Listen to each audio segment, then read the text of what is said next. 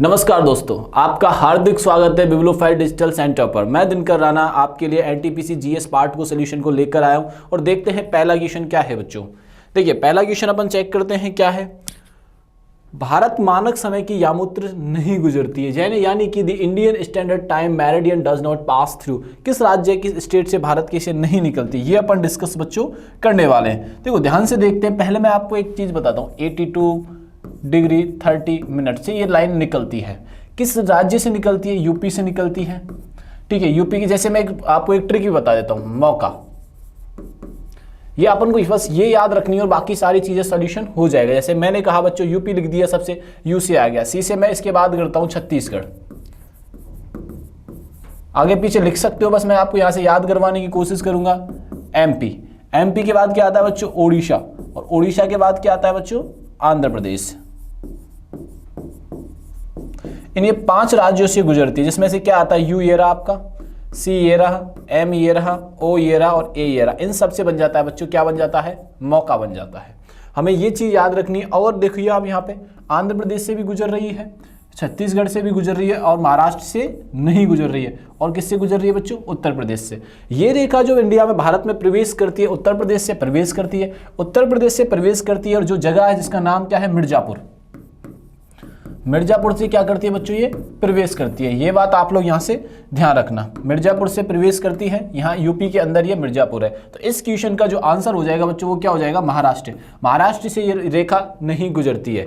अब बात ये आती है कि छत्तीसगढ़, छत्तीसगढ़ किस राज्य से अलग होता है? तो छत्तीसगढ़ राज्य अलग हुआ था बच्चों एमपी से। एमपी से अलग होता है। छत्तीसगढ़ की राजधानी क्या है बच्चों? Raipur.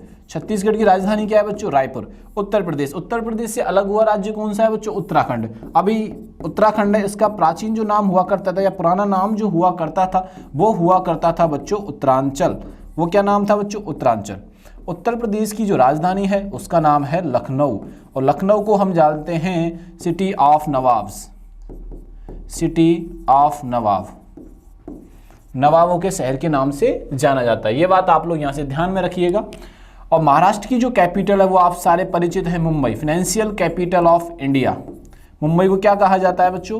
Financial capital of India, financial capital of India. इसके आगे फिर चलते हैं, फिर न्यू स्टेट देखते हैं आंध्र प्रदेश। आंध्र प्रदेश से जो राज्य अलग हुआ है उसका नाम है बच्चों तेलंगाना। क्या नाम है बच्चों? तेलंगाना। अब आपको कमेंट बॉक्स में बताना है कि तेलंगाना की राजधानी क्या है और आंध्र प्रदेश की राजधानी क्या है। तो इस क्वेश्चन का आंसर तो हो जाएगा बच्चों महाराष्ट्र, यानी कि सी। विमैक्स निम्नलिखित में से किससे संबंध है? विमैक्स क्या है? एक बच्चों ये वायरलेस ब्रॉडबैंड है जो कम्युनिकेशन में काम आता है। विमैक्स क्या है बच्चों? एक कम्युनिकेशन ब्रॉडबैंड है, कम्युनिकेशन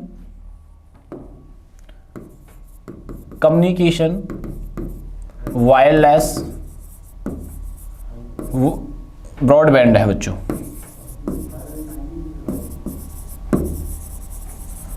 ठीक है, तो ये किससे संबंधित है? कम्युनिकेशन टेक्नोलॉजी से संबंधित। तो आंसर हमारा क्या हो जाएगा? डी, संचार प्रौद्योगिकी, यानी कम्युनिकेशन टेक्नोलॉजी से क्या संबंधित है बच्चों? विमैक्स संबंधित है। आइए नेक्स्ट क्वेश्चन पे चलते हैं बच्चों। भारत में सभी राष्ट्रीयकृत वाणिज्यिक बैंकों में बचत खाते पर दी जाने वाली ब्याज दर किसके द्वारा निर्धारित की जाती है? देखिए इसको ढंग से ध्यान से पढ़ेंगे तो कमर्शियल बैंक जो अपने सेविंग अकाउंट होते हैं उन पर एक ब्याज निश्चित करता है। ये अलग अलग बैंकों का अलग अलग होता है, ये बैंक डिसाइड करती है, ना कि आरबीआई डिसाइड करती है।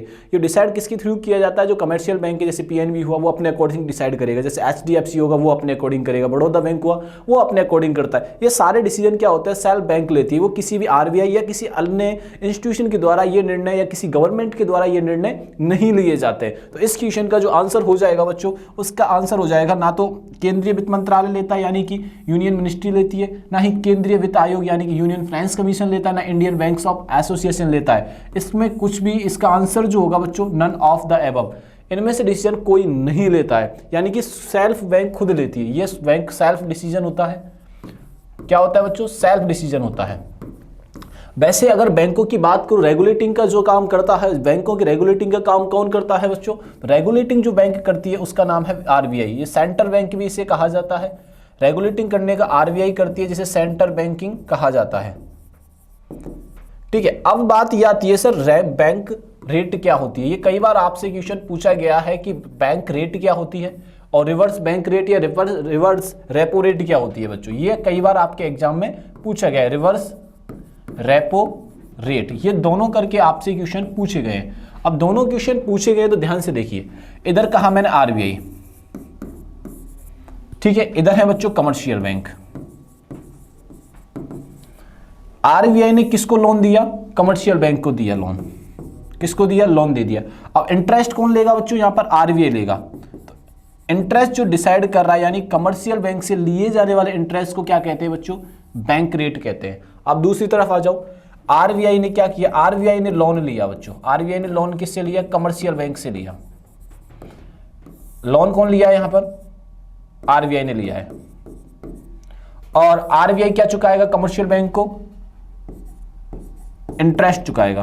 तो इसे क्या बोल देते हैं बच्चों हम लोग, रिवर्स, यानी कि आरबीआई के द्वारा कमर्शियल बैंक को चुकाने जाने वाले इंटरेस्ट को रिवर्स रेपो रेट कहा जाता है। और जिसमें आरबीआई ब्याज लेता है, इंटरेस्ट लेता उस कमर्शियल बैंक से, उसे कहते हैं हम बैंक रेट। ये बात आप लोग यहां से ध्यान रखना।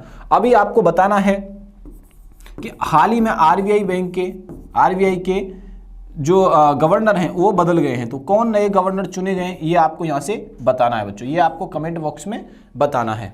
तो इस क्वेश्चन का आंसर हो जाएगा डी आंसर। चलें आगे, देखिए नेक्स्ट क्वेश्चन अपन देखते हैं। मानव मात्र के लिए एक धर्म, एक जाति और एक ईश्वर का आह्वान किसने किया था। यह आह्वान करने वाले नारायण गुरु थे, जिनका जन्म केरल में एक संवर्ण फैमिली में होता है। वहां पे जब जन्म होता है तो इन्होंने जाति प्रथा को समाप्त करने के लिए, जातियों पे जातिगत भेदभाव को मिटाने के लिए बहुत सारे कार्यक्रम ये चलाते हैं। तो ये जो काम, ये जो स्टेटमेंट दिया, मानव मात्र के लिए एक धर्म, एक जाति और एक ईश्वर है, मानव मात्र ही एक धर्म है और जाति है और एक ईश्वर है, ये आह्वान किया था बच्चों नारायण गुरु ने। नारायण गुरु जो रहने वाले थे, ये केरल के रहने वाले थे। कहां के रहने वाले थे बच्चों, नारायण गुरु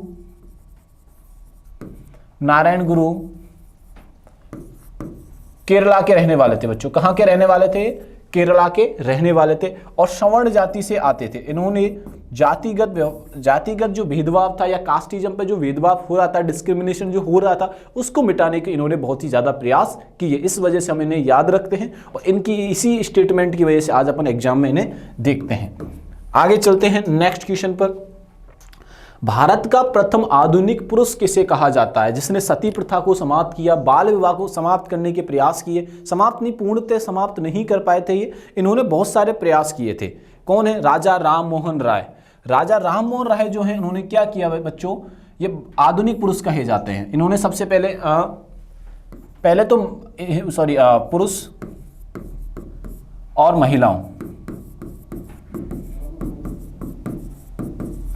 महिलाओं की समानता पर कार्य किया, इक्वलिटी फीमेल एंड मेल की समानता पर कार्य किया। सती प्रथा एंड बाल विवाह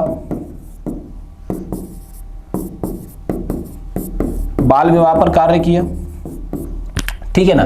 और इन सभी कार्यों कारण इन्हें क्या कहते हैं, मॉडर्न व्यक्ति कहा जाता है। अब बात ये आती है राजा की उपाधि इनको किसने दी, तो राजा की जो उपाधि देते हैं वो अकबर सेकंड के द्वारा दी गई थी बच्चों। अकबर सेकंड के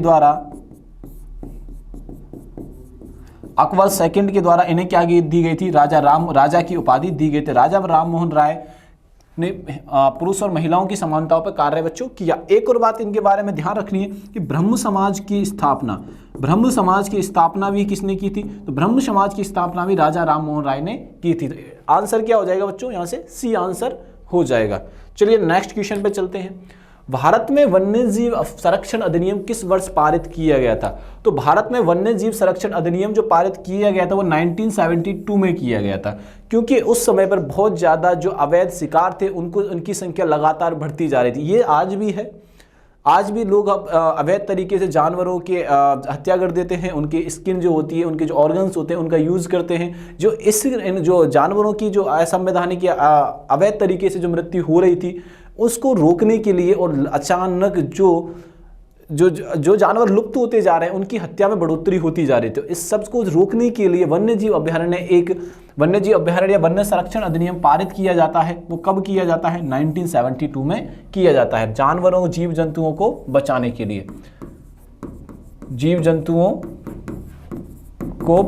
लिए, बच्चों। ये बात आप लोग यहां से ध्यान में रखिएगा, ठीक है। नेक्स्ट चलते हैं। संसद राज्य सूची के विषय में संबंध कानून बनाती है, ठीक है। तो संसद जो है राज्य के विषय में संबंध में कानून बनाती है बच्चों। कैसे बनाती है ये हमसे बच्चों पूछा गया। देखते हैं क्या आंसर आता है इसका। संसद राष्ट्रपति की इच्छा से, यदि राज्यसभा ऐसा संकल्प पारित करती है किसी भी परिस्थिति में संबंधित राज्य के विधानमंडल के पूछने पर या पूछ करने पर। तो बच्चों ये जो कार्य किया जाता है ये राज्यसभा के संकल्प के पारित होने पर किया जाता है। तो आंसर हमारा क्या हो जाएगा यहाँ पे, संसद जो राज्य सूची के विषय में कानून बनाती है वो किसी राज्य से नहीं पूछती है, बस कि राज्यसभा अपने हिसाब से अपने अकॉर्डिंग से ये डिसीजन मेकर होती है। आइए देखते हैं आगे। निम्नलिखित में से कौन सा उपराष्ट्रपति का निर्वाचन करता है। उपराष्ट्रपति से मतलब है जो वाइस प्रेसिडेंट हैं वो इलेक्टेड कैसे किए जाते हैं उसको देखते हैं। मेंबर ऑफ लोकसभा क्या, बिल्कुल सही बात है। मेंबर ऑफ राज्यसभा, बिल्कुल सही बात है। मेंबर ऑफ लेजिस्लेटिव असेंबली, ये नहीं करते भैया। मेंबर ऑफ लेजिस्लेटिव काउंसिल्स, ये भी नहीं करते। तो मेंबर ऑफ लोकसभा और मेंबर ऑफ राज्यसभा जो होते हैं, अपर हाउस और लोअर हाउस के जो मेंबर्स होते हैं वो वाइस प्रेसिडेंट को क्या करते हैं, इलेक्टेड करते हैं। तो इसमें आंसर क्या हो जाएगा बच्चों, फर्स्ट एंड सेकंड इसका आंसर हो जाएगा। अभी हाल ही में जो 14वें भारत के उपराष्ट्रपति हैं उनका नाम है Jagdeep Dhankhar ji. Jagdeep Dhankhar 14th vice president हैं, जगदीप धनखड़।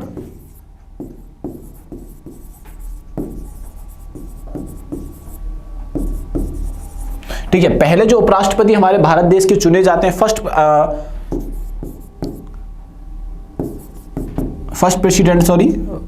Vice president Radhakrishna Sarvepalli. राधाकृष्ण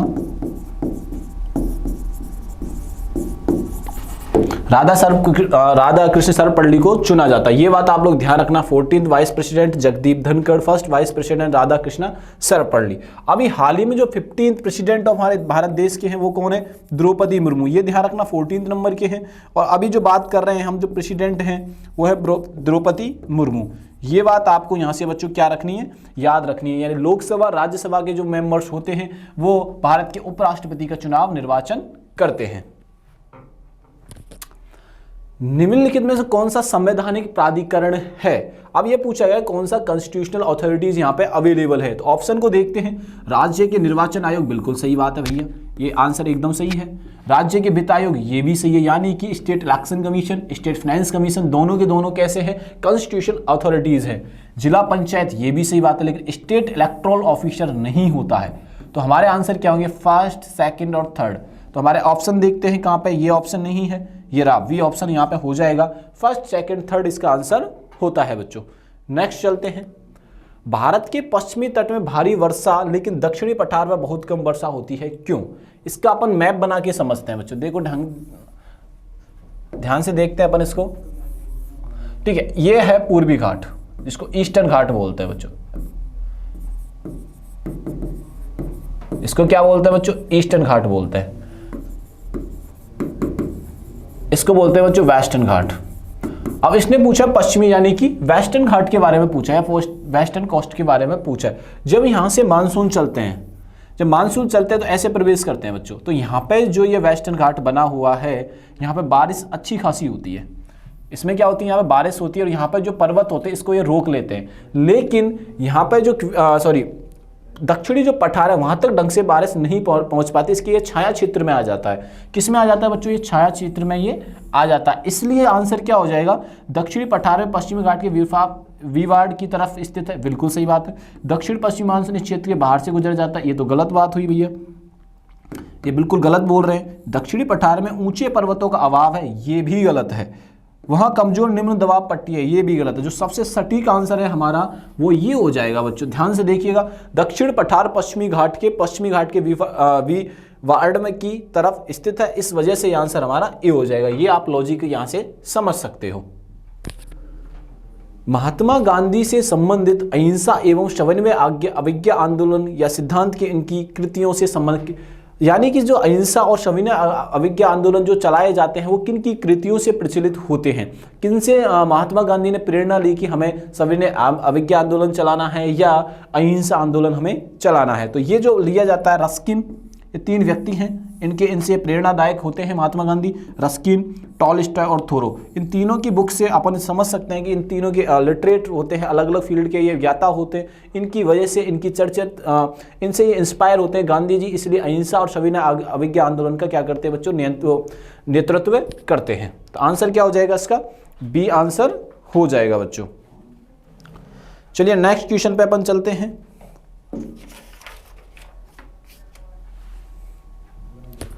पानी का पृष्ठ तनाव अपवार्जक मिलाने पर क्या होता है। अपवार्जक क्या मतलब क्या है ये समझते हैं। हाइड्रोजन आबंध कमजोर पड़ जाते हैं। क्या होता है बच्चों, पानी का जो पृष्ठ होता है तनाव अपवार्जक मिलाने पर क्या होता है बच्चों, यहां पे ध्यान से देखिएगा। हाइड्रोजन आबंध क्या होते हैं, कमजोर पड़ जाते हैं। हाइड्रोजन आबंध जो होते हैं कमजोर पड़ जाते हैं, वीक हो जाते हैं, ये बात ध्यान रखना। अब कमजोर पड़ने के कारण क्या होता है, ये डिक्रीज होने लग जाता है। क्या होता है बच्चों, डिक्रीज होने लग जाता है। तो आंसर हमारा क्या हो जाएगा, यहां से बी आंसर हो जाएगा।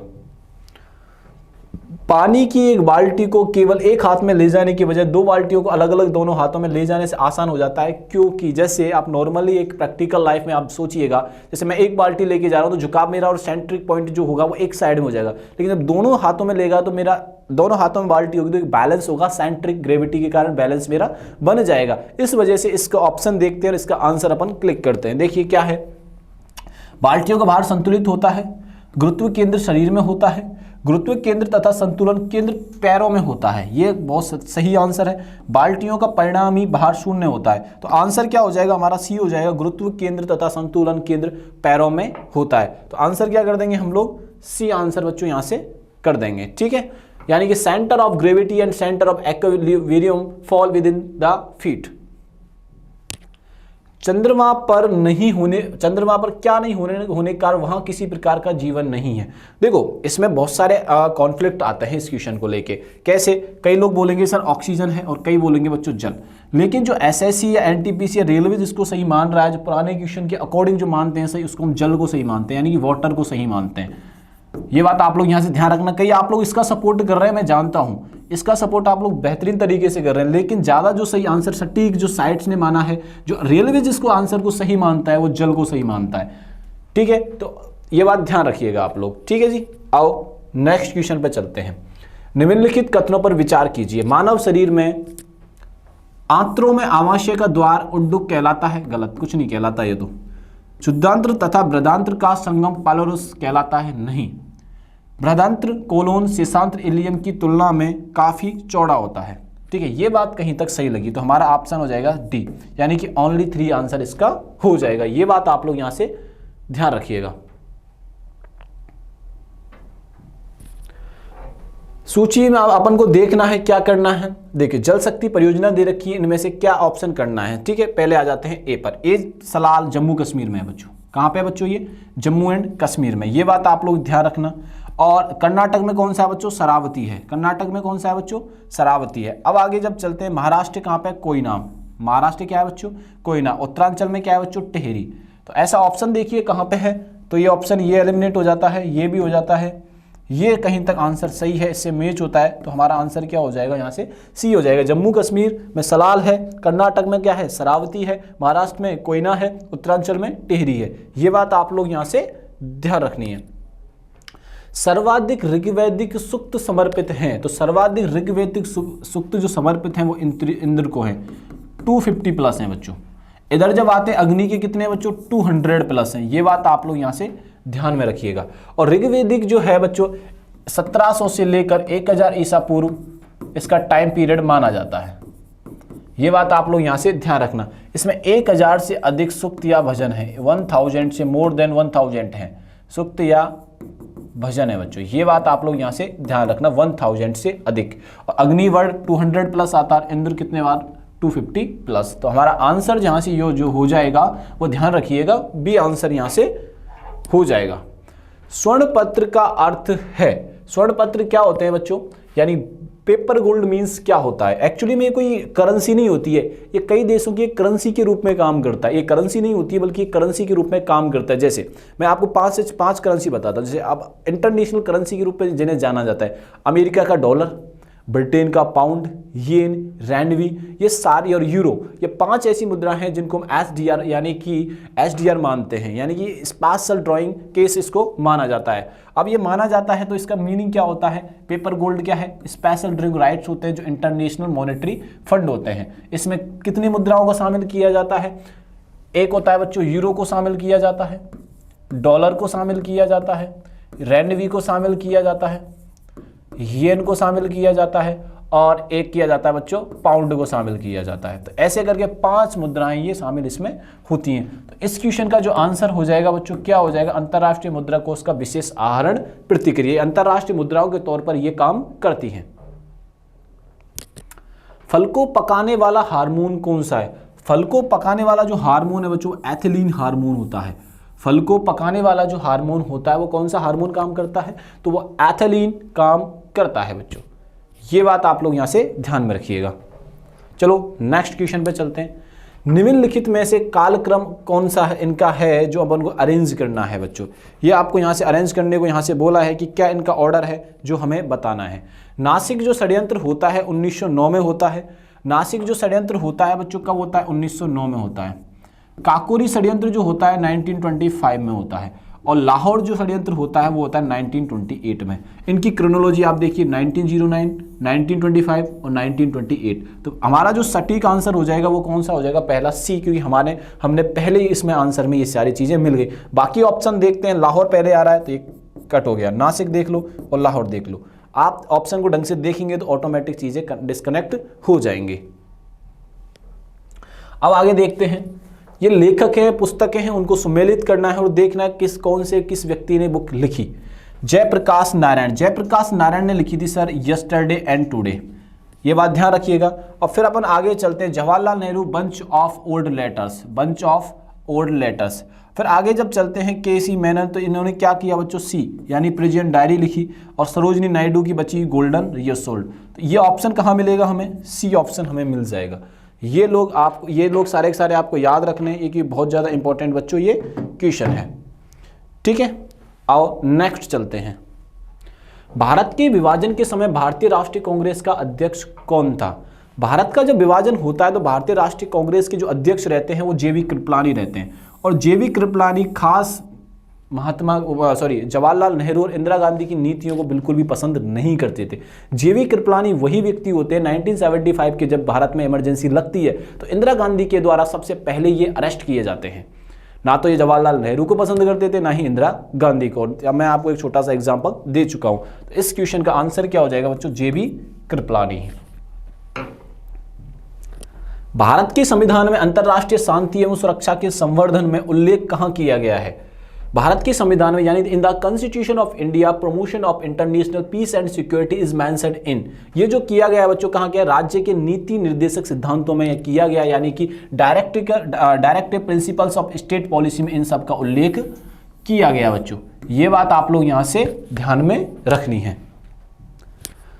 भारत में उच्चतम न्यायालय में न्यायाधीशों की संख्या बढ़ाने का अधिकार किसके पास होता है? तो ये जो हाथ में राइट होते हैं भारत के राष्ट्रपति के पास होते हैं बच्चों। किसके पास होते हैं? भारत के राष्ट्रपति के पास होते हैं। ये बात यहां से ध्यान में आपको रखनी है बच्चों।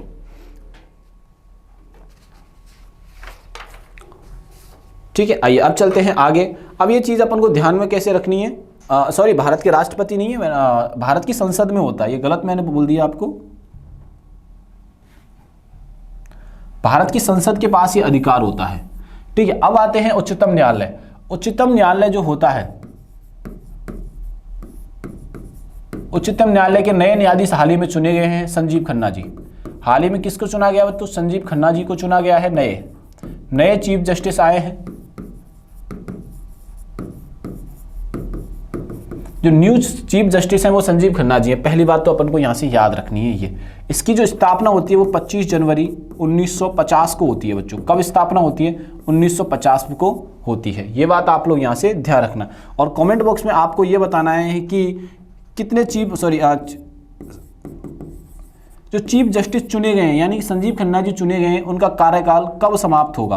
कार्यकाल कब समाप्त बच्चों होगा, ये आपको यहां से बताना है। तो आंसर हमारा हो जाएगा भारत की संसद के द्वारा न्यायाधीशों की संख्या बढ़ाने और घटाने का कार्य किया जाता है। ठीक है,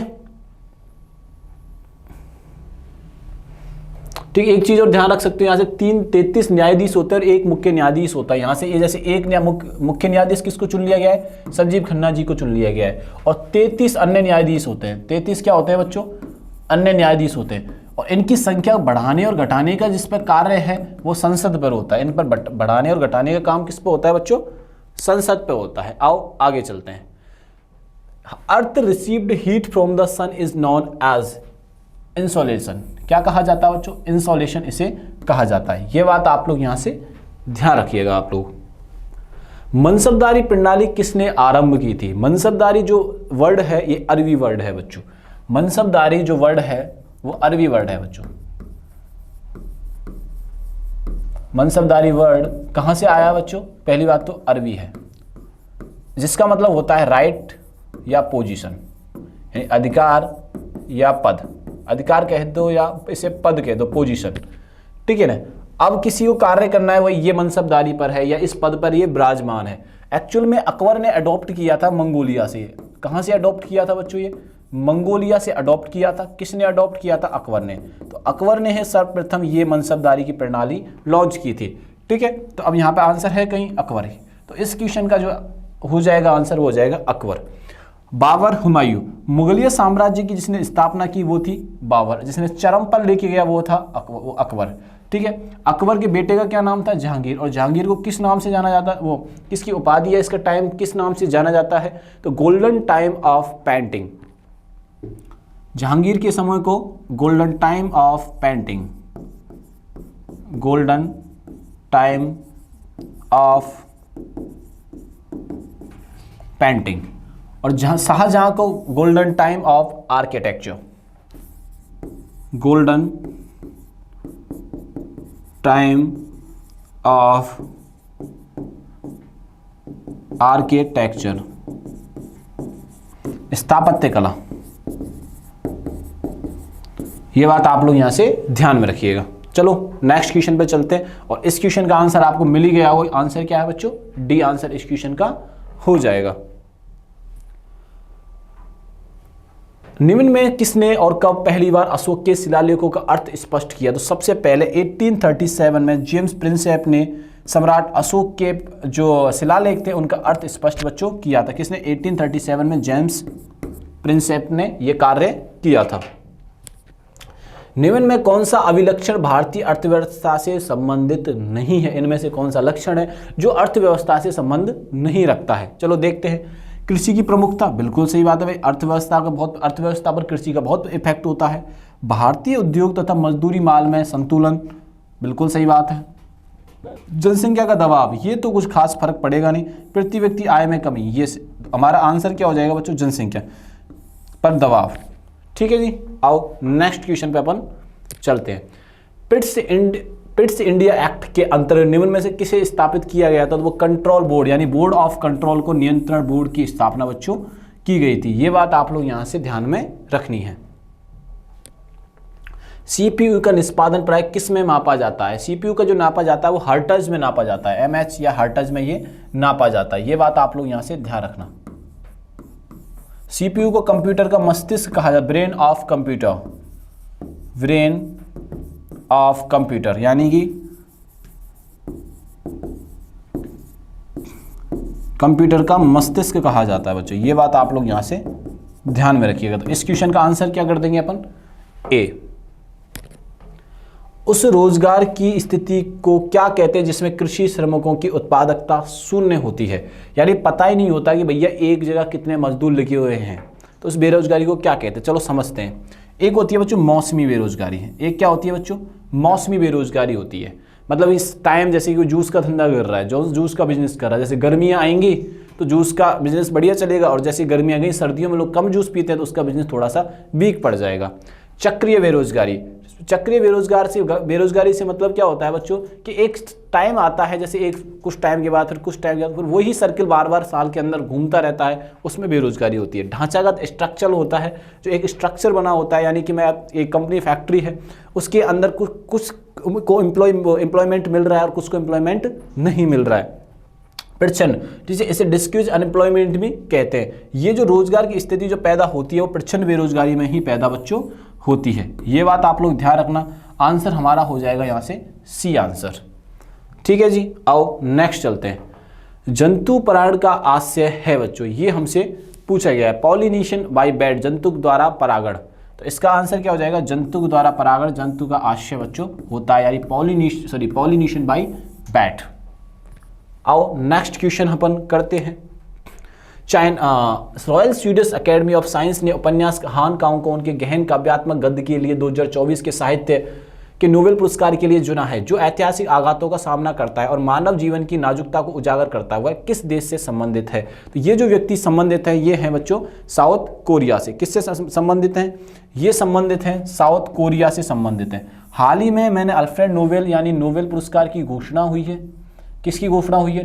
नोबेल पुरस्कार की। पहली बार फर्स्ट टाइम जो नोबेल पुरस्कार प्रारंभ होते हैं वो कब प्रारंभ होते हैं बच्चों? 1901 में प्रारंभ होते हैं। सेक्टर कौन कौन से होते हैं? फिजिक्स होता है, केमिस्ट्री होता है, मेडिसिन होता है, मेडिसिन के अलावा क्या होता है बच्चों? पीस होता है, पीस के अलावा लिटरेचर होता है, और सबसे आखिरी में जिसे शामिल किया जाता है वो इकोनॉमिक होता है। ठीक, इनकी अनाउंसमेंट 5 अक्टूबर को होती है। अनाउंसमेंट कब होती है बच्चों? 5 अक्टूबर को होती है, लेकिन गिवन जो किए जाते हैं वो गिवन कब किए जाते हैं? 10 दिसंबर को बच्चों किए जाते हैं। ये बात आप लोग यहां से ध्यान में रखना। तो ये नॉर्थ कोरिया के रहने वाले थे बच्चों। 75वीं अंतर्राष्ट्रीय अंतरिक्ष यात्री कांग्रेस इटली के मिलान में मिको कन्वेंशन सेंटर में शुरू हुई। इसे 75वें आईएसए का विषय क्या था? तो इसका जो विषय था बच्चों वो था global challenges and opportunities give space a chance. ठीक है, ये करंट के क्वेश्चन है, इनको ढंग से देख लीजिएगा एक बार। ये बात आप लोग यहाँ से ध्यान बच्चों रखिएगा। चलो नेक्स्ट चलते हैं। नई दिल्ली में कला प्रदर्शनी silent conversation from margins to the centre of के दूसरे संस्करण का उद्घाटन किसने किया? तो ये विदेश मंत्री एस जयशंकर साहब ने इसका उद्घाटन किया है बच्चों। ये बात यहाँ से ध्यान आपको रखनी है। अक्टूबर 2024 में राष्ट्रपति द्रौपदी मुर्मू की मॉरिटेनिया यात्रा के दौरान भारत के मॉरिटेनिया के बीच कितने समझौता ज्ञापनों पर हस्ताक्षर किए गए? तो 4 पर यह हस्ताक्षर बच्चों किए गए हैं। 4। हर साल नेल्सन मंडेला अंतर्राष्ट्रीय दिवस मनाया जाता है, और ये कब मनाया जाता है बच्चों? ये मनाया जाता है 18 जुलाई को। नेल्सन मंडेला, ठीक है, ये साउथ अफ्रीका के व्यक्ति होते हैं, पहले अश्वेत प्रधानमंत्री बनते हैं, सॉरी राष्ट्रपति बनते हैं। ये बात ध्यान रखना। अश्वेत राष्ट्रपति कहाँ के बनते हैं? ये बनते हैं बच्चों साउथ अफ्रीका के, और ये गांधी जी से बहुत इंस्पायर होते हैं। गांधी जी से क्या होते हैं बच्चों? बहुत ज्यादा इंस्पायर ये होते हैं। प्रभुवो सुबिंतों हाल ही में किस देश का राष्ट्रपति चुना गया है? तो ये राष्ट्रपति चुना गया है इन्हें इंडोनेशिया का। कहाँ के राष्ट्रपति चुने गए हैं बच्चों? ये इंडोनेशिया के हाल ही में राष्ट्रपति चुने गए हैं। विश्व ऑस्टियोपोरोसिस दिवस प्रत्येक वर्ष किस दिन ये मनाया जाता है? ये बात आपको ध्यान रखनी है। तो कब मनाया जाता है? 20 अक्टूबर को यह दिवस मनाया जाता है। Last and final question. अक्टूबर 2024 में विश्व स्वास्थ्य संगठन द्वारा किस देश को आधिकारिक तौर पर मलेरिया मुक्त घोषित किया गया? तो आधिकारिक तौर पर किसे किया है बच्चों? इजिप्ट को ये घोषित किया गया कि मलेरिया मुक्त बच्चों ये हो चुका है। ये बात आप लोग यहाँ से ध्यान रखना। ऐसे करके एनटीपीसी हमने 40 क्वेश्चन किए। वीडियो अच्छा लगे तो चैनल को सब्सक्राइब करना है, वीडियो को लाइक एंड शेयर करना है। आप अपना अच्छे से ध्यान रखिए, मौसम चेंज हो रहा है, बीमार भी पड़ सकते हैं। सो थैंक यू, धन्यवाद।